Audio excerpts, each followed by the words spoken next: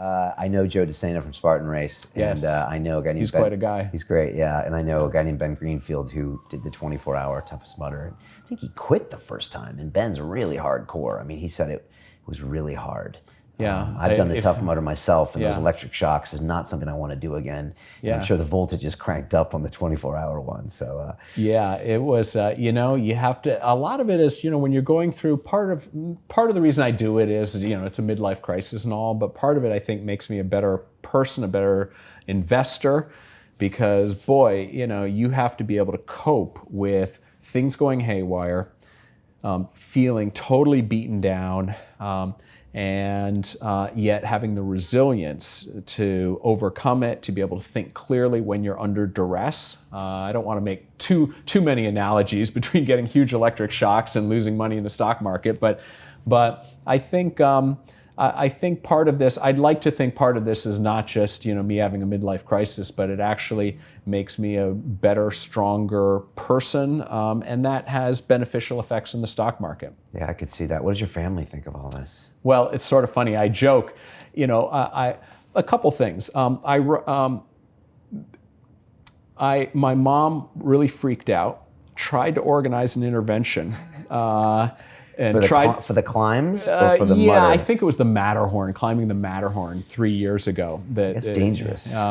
But look, when you're roped to a world-class guide at all times, I would never set foot in these mountains. I understand that I'm an amateur. Right. And so I pay a lot of money to have world-class people, and I'm roped to them at all times. If I go, they go. Okay. So our interests are aligned. Right.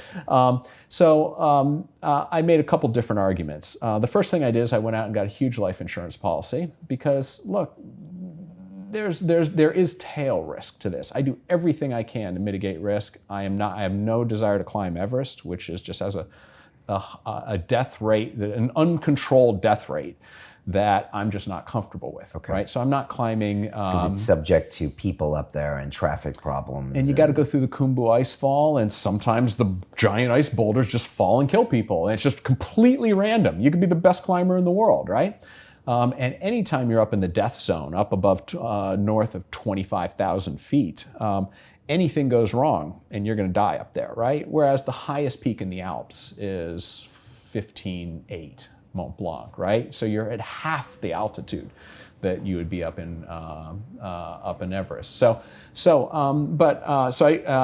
joke that ever since I got a $10 million life insurance policy, my wife is like, "Honey, do you really need a guide and ropes?" I really admire Alex Honnold. Have you thought about taking up free soloing, honey? Is that an expensive policy based on what you do? Or? What's really interesting is it costs $8,000 a year, $10,000 a year, which given the crazy things I do, I think the insurance company is underpricing my risk. But Buffett's probably right in that risk. But somebody somewhere, right? told me, they said, "Whitney, if you die like scuba diving or skydiving, which I also do, or rock climbing or something, they won't pay because there's an exclusion in the policy." And I sort of freaked out.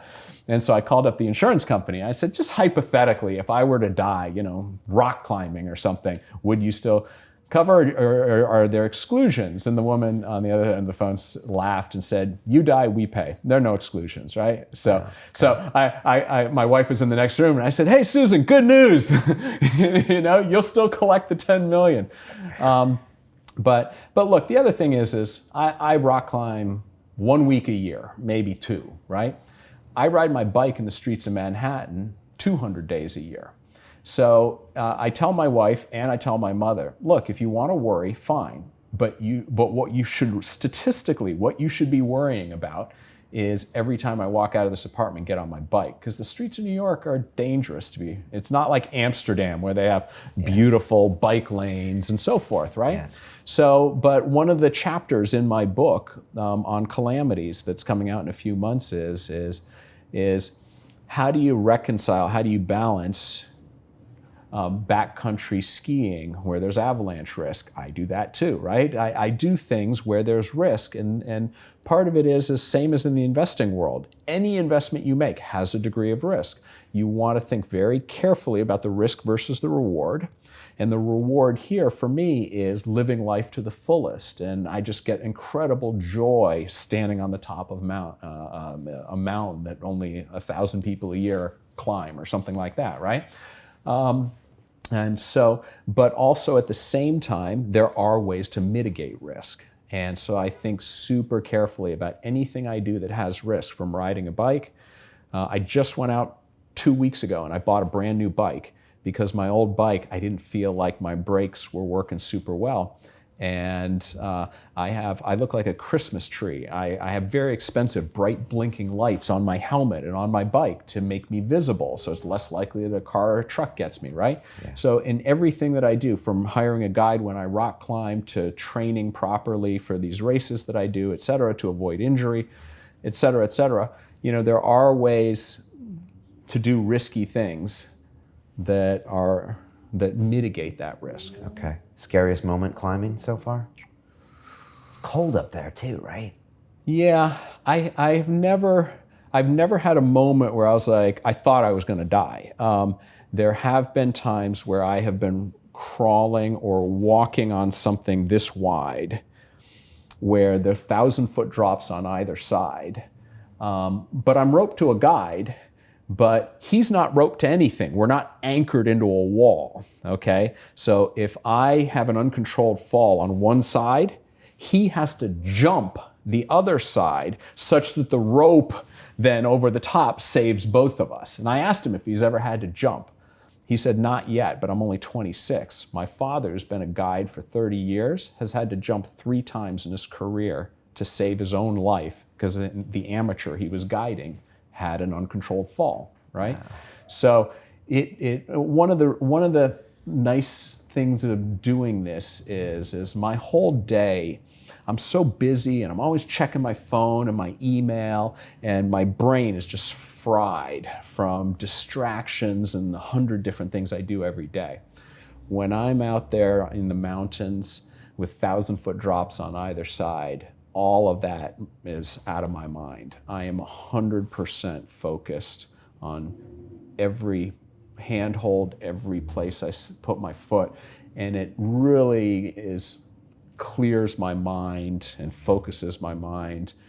And just a few days a year, I get to experience this. And the rest of the time, it's just chaos and clutter.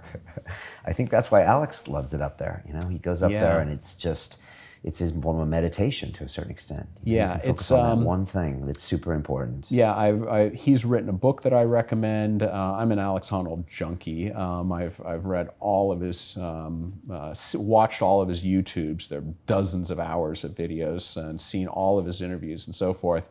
And there's a purity and a joy and a focus. And when you're free soloing, it's to the extreme, right? There's nothing more than that, where one slip and you're dead. One slip. I, having done, a fraction of that, but having a similar experience being out there on some similar rocks, I know what he's talking about, but I don't have the same risk tolerance that he does. But look, he doesn't have any kids. He just got engaged, but he's not married yet. Yeah. So. The one question I did ask him the one time I had the chance to meet him at a screening of Free Solo, I said, in the 18 months since you did this climb, have you given up free soloing? Have you now achieved it? And basically every serious free soloist in history is dead. They all die. Interestingly, not very few of them die free soloing, right. but they died doing base jumping and other crazy things, right? And he said, I haven't. I've done some great climbs, like Tommy Caldwell and I set the speed record on El Cap, but with ropes, climbing as a team, breaking the 2-hour barrier. He climbed it by himself, free soloing, in 4 hours, which is still very fast, but he was going very slowly and carefully because a fall, you die. Yeah. Whereas with Tommy Caldwell, he was roped.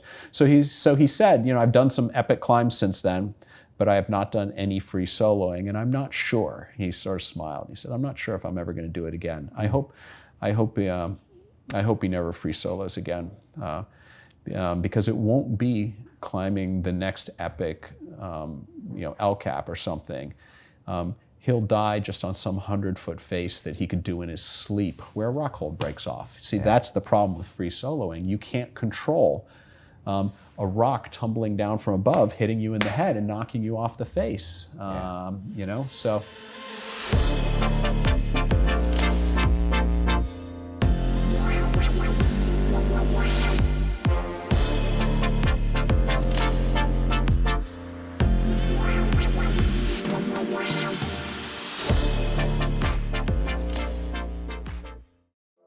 Hi, my name is Brian Rose, and I've just wrapped filming of an exclusive video with Whitney Tilson, the American investor, author, and founder of Empire Financial Research, about some exciting investment opportunities in the electric vehicle and autonomous driving space. When revolutionary new technologies come along, they follow an S-curve like that. And I think we're in the very early, right about to hit that inflection point with both electric and autonomous vehicles in a way that, I could see in 10 years where more than half of all the cars sold will be both electric and pretty much self-driving, if not full level 5, certainly level 4.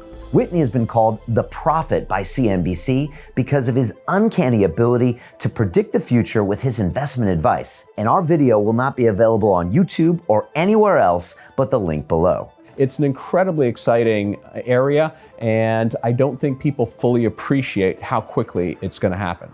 Look, we've all seen the massive moves in Tesla stock recently, and yet most of us missed it. But Whitney has 5 special investment ideas that the general public have never heard of that will allow you to take advantage of this once-in-a-lifetime opportunity in the electric vehicle and autonomous driving space. Think of the implications for auto insurance if computers are driving cars. Hopefully, almost 40,000 Americans die every year on the roads, and many, many more injured.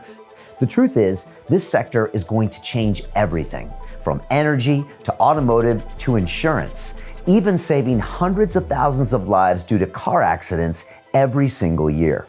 And because you are a London Real viewer, I've managed to get you free access to his groundbreaking special investment report through the link below. We're rushing to finish our research and write it up and get it out because all the publicity with Tesla stock ripping is drawing attention to the whole sector, and we want to get our report out quickly so that our readers and subscribers can take advantage of some of the other stocks that investors haven't yet picked up on and haven't yet tripled, but we think have that kind of potential.